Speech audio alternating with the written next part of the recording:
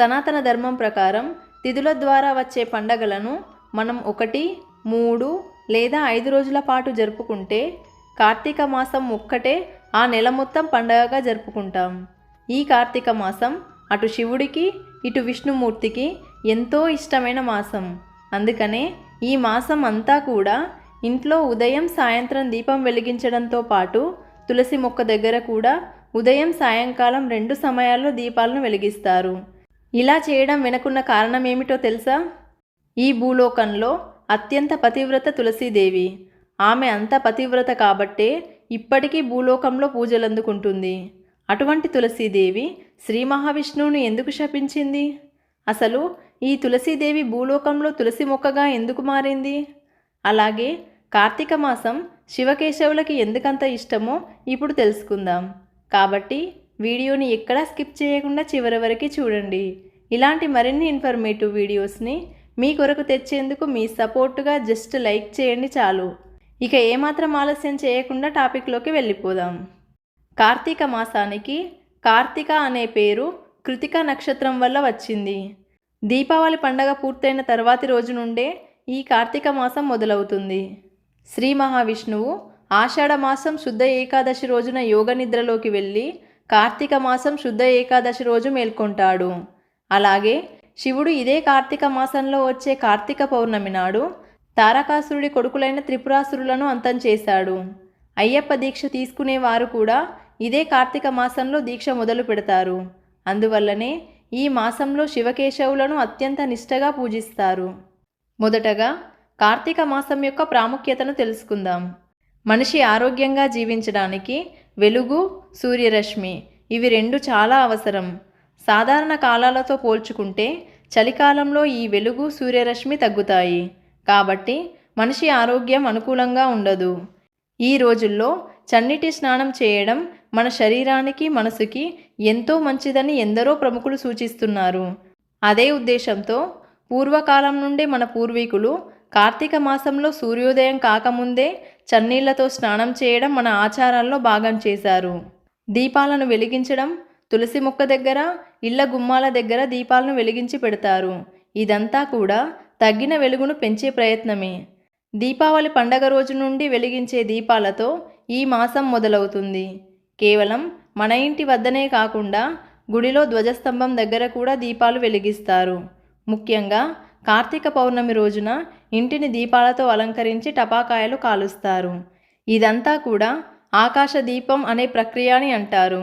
ఈ కార్తీక పౌర్ణమి రోజే శుద్ధమైన నేతిలో 365 వత్తులు వేసి సూర్యోదయానికి ముందే తులసి మొక్క దగ్గర వెలిగించి పూజలు చేస్తారు. ఈ మాసంలో చేసే చన్నీటి స్నానాలు లేదా నదీ స్నానాలు, ఉపవాసాలు, వ్రతాలు ఇవన్నీ కూడా మన ఆరోగ్యాన్ని మెరుగుపరచడానికే మన పూర్వీకులు వీటిని ఆచారంలో భాగం చేశారు. ఉపవాసం ఉండడం వల్ల మన శరీరానికి రోగనిరోధక శక్తి పెరగడంతో పాటు శరీరంలో పేరుకుపోయిన కొవ్వు కరిగిపోయి మన శరీరాన్ని మరింత ఆరోగ్యవంతం చేస్తాయి. కార్తీక మాసంలో వెళ్ళే వనభోజనాలను ఈ కాలంలో పిక్నిక్గా అంటున్నారు. కానీ ఇలాంటి వనభోజనాల వల్ల మనకు తెలియకుండానే చాలా లాభాలున్నాయి. చెట్లు బాగా నిండుగా ఉన్న ప్రదేశాన్ని ఎంచుకుని వాటి మధ్యలో కూర్చొని కుటుంబ సభ్యులతో, మిత్రులతో కలిసి భోజనం చేసి కాసేపు ఆటపాటలతో సమయాన్ని గడుపుతారు. ఇలా చెట్ల మధ్య గడపడం వల్ల మన శరీరంలో తగ్గిపోయిన ఆక్సిజన్ మనకు తెలియకుండానే పుష్కలంగా పెరిగిపోతుంది. ముఖ్యంగా ఈ కార్తీక మాసం మొత్తం తులసీదేవికి ఎంతో నిష్టగా పూజ చేసి దీపాన్ని వెలిగిస్తారు. మరి అలాంటి మహాపతివ్రత అయిన తులసీదేవి విష్ణుమూర్తిని ఎందుకు శపించిందో ఇప్పుడు తెలుసుకుందాం. శంఖచూడుడు అనే మహారాజు బ్రహ్మ కోసం కఠోరమైన తపస్సు చేయగా అతని తపస్సుకు మెచ్చిన బ్రహ్మ ప్రత్యక్షమై ఏ వరం కావాలో కోరుకో అని అడుగుతాడు. అప్పుడు శంఖచూడుడు, నేను యుద్ధం చేసేటప్పుడు నా ముందు ఎవరూ గెలవకూడదు, నన్ను యుద్ధంలో ఎవరూ ఓడించకూడదు, అలాగే నాకు చావు అనేది ఉండకూడదు అని కోరుకుంటాడు. దానికి బ్రహ్మ, చావును తప్పించడం ఎవరి వల్ల కాదు, కాబట్టి వేరే ఏదైనా కోరుకోమని చెబుతాడు. అప్పుడు శంఖచూడుడు బాగా ఆలోచించి 2 కోరికలు కోరుకుంటాడు. మొదటిది, నాకు మహాపతివ్రతను భార్యగా ప్రసాదించమని కోరుకుంటాడు. దానికి బ్రహ్మ తదాస్తు అని అంటాడు. ఇక రెండవది, నా భార్య పతివ్రతగా ఉన్నంతకాలం నాకు చావు ఉండకూడదు అనే విచిత్రమైన కోరిక కోరుకుంటాడు. దానికి కూడా బ్రహ్మ తదాస్తు అని చెప్పి అక్కడి నుండి అదృశ్యమైపోతాడు. అలా కొంతకాలానికి శంఖచూడుడికి మహాపతివ్రత అయిన తులసీదేవితో వివాహం జరుగుతుంది. ఇక తనని ఎవరూ ఎదిరించలేరు అనే అహంకారంతో శంఖచూడుడు భూమిపై ఉన్న అన్ని రాజ్యాలను ఆక్రమిస్తాడు. తర్వాత దేవలోకాన్ని ఆక్రమించాలని దేవతలందరినీ చిత్రహింసలు పెట్టడం ప్రారంభిస్తాడు. విసిగిపోయిన దేవతలందరూ బ్రహ్మ దగ్గరికి వెళ్ళి విషయాన్ని చెప్పగా బ్రహ్మ మీరు శివుడిని ఆశ్రయించమని సలహా ఇస్తాడు. ఇక వెంటనే దేవతలందరూ కైలాసంలో ఉన్న శివుడి దగ్గరికి వెళ్ళి జరిగిందంతా చెప్పి తమని కాపాడమని కోరుతారు. విషయాన్నంతా తెలుసుకున్న శివుడు శంఖచూడుడితో మంచిగా చెప్పే ప్రయత్నం చేస్తాడు. కానీ శంఖచూడుడు వినకుండా యుద్ధానికి సిద్ధమవుతాడు. తన భర్త శివుడితో యుద్ధానికి వెళ్తున్నాడని తెలుసుకున్న తులసీదేవి మహాశివుడితో యుద్ధం వద్దని చెబుతుంది. కానీ శంఖచూడుడు తులసీదేవితో నువ్వు పతివ్రతగా ఉన్నంతకాలం నన్ను ఎవరూ ఏమీ చేయలేరని అంటాడు. ఇక చిన్నగా మొదలైన యుద్ధం చిలికి చిలికి పెద్దగా మారింది. ఎలాంటి అస్త్రం ప్రయోగించినా శంఖచూడు మరణించడం లేదు. ఏం చేయాలా అనే ఆలోచనలో పడతాడు శివుడు. ఇక వెంటనే శ్రీ మహావిష్ణువు దగ్గరికి వెళ్ళి శంఖచూడుడిని చంపే ఉపాయం చెప్పమని కోరగా దానికి శ్రీ మహావిష్ణువు శంఖచూడుడికి బ్రహ్మ ఇచ్చిన వరం గురించి చెప్పి నీవు వెళ్ళి యుద్ధం చేయు. నేను శంఖచూడుడి భార్య అయిన తులసీదేవికి పతివ్రత భంగం కలిగిస్తానని చెప్పి శ్రీ మహావిష్ణువు శంఖచూడుడి రూపం ధరించి నేరుగా శంఖచూడుడి ఇంటికి వెళతాడు.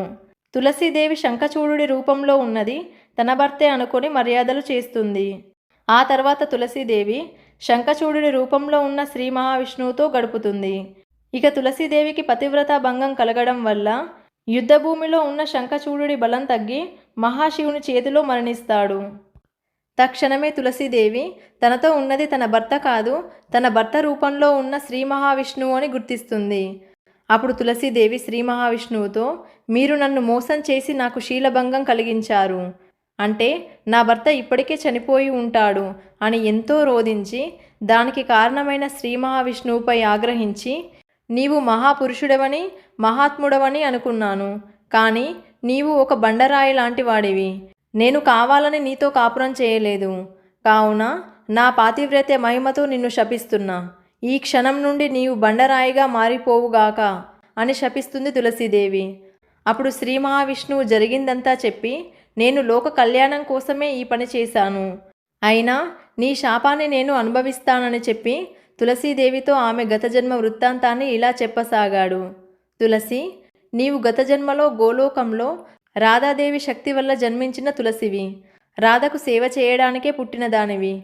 కానీ నీవు రూపంలో రాధాదేవిలాగే ఉండడం వల్ల శ్రీకృష్ణుణ్ణి వివాహం చేసుకోమని కోరుకున్నావు. విషయాన్ని తెలుసుకున్న రాధాదేవి కోపంతో నిన్ను భూలోకంలో జన్మించి ఒక రాక్షసుడిని వివాహం చేసుకోమని శపించింది. అందుకే నువ్వు రాక్షసుడైన శంఖచూడుడిని వివాహం చేసుకున్నావని చెబుతాడు. అలాగే నీ భర్త అయిన శంఖచూడుడు మరెవరో కాదు, గత జన్మలో గోలోకంలో శ్రీకృష్ణుడి స్నేహితుడైన సుదాముడు. సుదాముడు కూడా రాధాదేవి శాపానికి గురై భూమిపై రాక్షసుడిగా జన్మించాడు.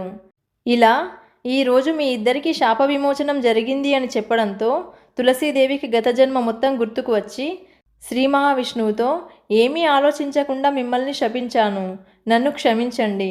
మీరు రాయిలా మారిపోతే ఈ లోకం ఏమైపోతుందని దుఃఖిస్తుంది. దానికి విష్ణువు తులసి, నువ్వేమీ బాధపడకు, నీతో కాపురం చేసిన ఈ శరీరాన్ని భూమిపై రాయిలా వదిలేస్తాను, నా పరమాత్మ స్వరూపంతోనే తిరిగి వెళ్తానని చెప్పి అలా చేయడం వల్ల నీ శాపం నిజమవుతుంది, నేను తిరిగి నా రూపాన్ని పొందుతాను అని చెబుతాడు. ఇక నీవు తక్షణమే నీ శరీరాన్ని వదిలిపెట్టు. నీ శరీరం గండకి అనే నదిలా మారుతుంది. ఆ నదిలోనే నా శరీరాన్ని రాయిలా విడిచిపెడతాను. ఆ రాయి శాలగ్రామం అనే పేరుతో ప్రసిద్ధి చెందుతుంది. నీ వెంట్రుకలు భూలోకంలో అత్యంత పవిత్రమైన తులసి అనే పేరుతో మొక్కలుగా మారుతాయి. నీ కాలిగోళ్ళు ఉసిరి చెట్లుగా మారి లోకానికి ఉపకారం చేస్తాయని చెప్పడంతో వెంటనే తులసీదేవి తన శరీరాన్ని వదిలిపెట్టి నదిలా మారిపోయింది. ఈ నది ఇప్పుడు నేపాల్లోని పశుపతినాథ్ ఆలయం దగ్గర గండకీ నది అనే పేరుతో ప్రవహిస్తూ ఉంటుంది. ఈ వీడియోపై మీ అభిప్రాయాన్ని కమెంట్ చేయండి. నచ్చితే ఒక్క లైక్ చేయండి. మీ ఫ్రెండ్స్ అండ్ రిలేటివ్స్తో షేర్ చేయండి. మీ అభిప్రాయాలని, సజెషన్స్ని కమెంట్ ద్వారా తెలియజేయండి.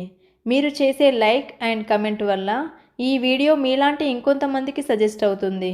సో ఇలాంటి మరిన్ని ఇన్ఫర్మేటివ్ వీడియోస్ కోసం సుమక్క 369 ఛానల్ని సబ్స్క్రైబ్ చేయండి. వీడియోని చివరి వరకు చూసిన మీ అందరికీ థ్యాంక్ యూ. నెక్స్ట్ వీడియోతో మళ్ళీ కలుద్దాం. జై హింద్.